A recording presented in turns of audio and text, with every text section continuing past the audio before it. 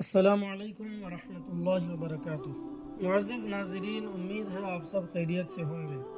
آج میں ہارون الرشید جو عباسی خاندان کا 5واں خلیفہ تھا، اس کے زمانے میں ایک مرتبہ بہت بڑا قحط پڑ گیا تھا۔ اس قحط کے متعلق ایک بہت ہی دلچسپ واقعہ ہے جو میں آپ کے سامنے ابھی سنانے جا رہا ہوں۔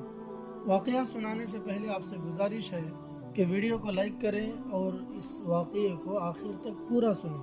خلیفہ ہارون الرشید عباسی خاندان کا 5واں خلیفہ تھا۔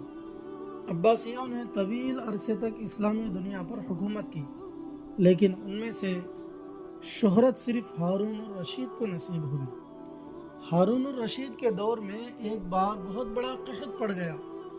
اس قحط کے اثرات سمرقند سے لے کر بغداد تک اور کوفہ سے لے کر مراکش تک ظاہر ہونے لگے۔ ہارون الرشید نے اس قحط سے نمٹنے کے لیے تمام تدبیریں آزما لی۔ اس نے غلے کے گودام کھول دیے، ٹیکس معاف کر دیے، پوری سلطنت میں سرکاری لنگر خانے قائم کر دیے اور تمام امراء اور تاجروں کو متاثرین کی مدد کے لیے مقرر کر دیا، لیکن اس کے باوجود عوام کے حالات ٹھیک نہیں ہوئے۔ ایک رات ہارون الرشید شدید ٹینشن میں تھا، اسے نیند نہیں آ رہی تھی۔ ٹینشن کے اس عالم میں اس نے اپنے وزیر اعظم یحییٰ بن خالد کو طلب کیا۔ یحییٰ بن خالد ہارون الرشید کا استاد بھی تھا، اس نے بچپن ہی سے بادشاہ کی تربیت کی تھی۔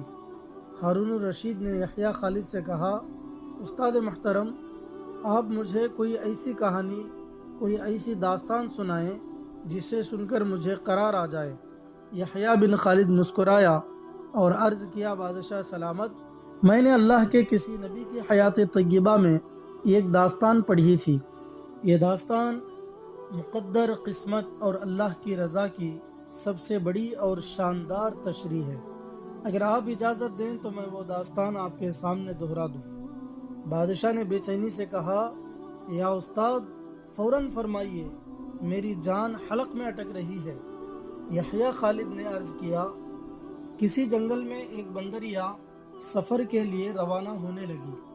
اس کا ایک بچہ تھا، وہ بچے کو ساتھ نہیں لے جا سکتی تھی، چنانچہ وہ شیر کے پاس گئی اور اس سے عرض کیا، جناب، آپ جنگل کے بادشاہ ہیں، میں سفر پر روانہ ہونے لگی ہوں، میری خواہش ہے آپ میرے بچے کی حفاظت اپنے ذمے لے لیں۔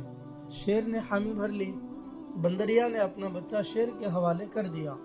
شیر نے بچہ اپنے کندھے پر بٹھا لیا۔ بندریا سفر پر روانہ ہو گئی۔ اب شیر روزانہ بندر کے بچے کو کندھے پر بٹھاتا اور جنگل میں اپنے روزمرہ کے کام کرتا رہتا۔ ایک دن وہ جنگل میں گھوم رہا تھا کہ اچانک آسمان سے ایک چیل نے ڈائی لگائی، شیر کے قریب پہنچی، بندریا کا بچہ اٹھایا اور آسمان میں گم ہو گئی۔ شیر جنگل میں بھاگا دوڑا، لیکن وہ چیل کو نہ پکڑ سکا۔ یحییٰ خالد رکا، اس نے سانس لیا اور خلیفہ ہارون الرشید سے عرض کیا، بادشاہ سلامت، چند دن بعد بندریا واپس آئی اور شیر سے اپنے بچے کا مطالبہ کر دیا۔ شیر نے شرمندگی سے جواب دیا، تمہارا بچہ تو چیل لے گئی ہے۔ بندریا کو غصہ آ گیا اور اس نے چلا کر کہا، تم کیسے بادشاہ ہو؟ تم ایک امانت کی حفاظت نہیں کر سکے، تم اس سارے جنگل کا نظام کیسے چلاؤ گے؟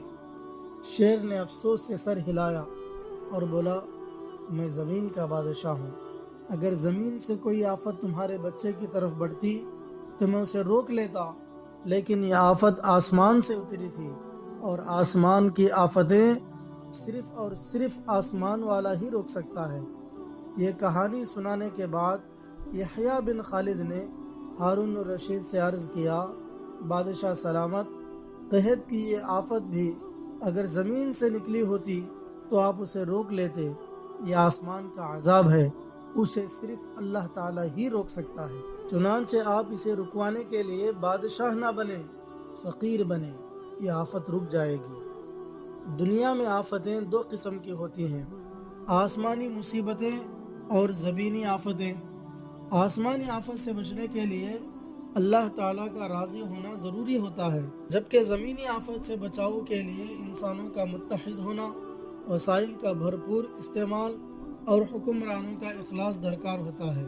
یحییٰ بن خالد نے ہارون الرشید سے کہا، بادشاہ سلامت، آسمانی آفتیں اس وقت تک ختم نہیں ہوتی جب تک انسان اپنے رب کو راضی نہیں کر لیتا۔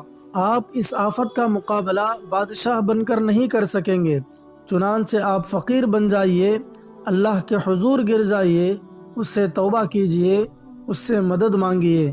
دنیا کے تمام مسائل اور ان کے حل کے درمیان صرف اتنا فاصلہ ہوتا ہے جتنا ماتھے اور جائے نماز میں ہوتا ہے، لیکن افسوس ہم اپنے مسائل کے حل کے لیے 7 سمندر پار تو جا سکتے ہیں، لیکن ماتھے اور جائے نماز کے درمیان موجود چند انچ کا فاصلہ طے نہیں کر سکتے۔ امید ہے ہمارے ناظرین کو یہ ویڈیو بہت ہی انفارمیٹیو لگی ہو۔ اگر آپ کو یہ ویڈیو اچھی لگی ہو تو لائک کریں اور اپنی آراء کا کمنٹس میں اظہار کریں، اور یہ ویڈیو اپنے دوست و احباب میں ضرور شیئر کریں۔ ملتے ہیں اسی طرح کے ایک اور بہترین واقعے کے ساتھ۔ السلام علیکم ورحمۃ اللہ وبرکاتہ۔ سلام کرنا سنت ہے اور سلام کا جواب دینا واجب ہے، اس لیے کمنٹس میں سلام کا جواب لکھتے ہوئے جائیں۔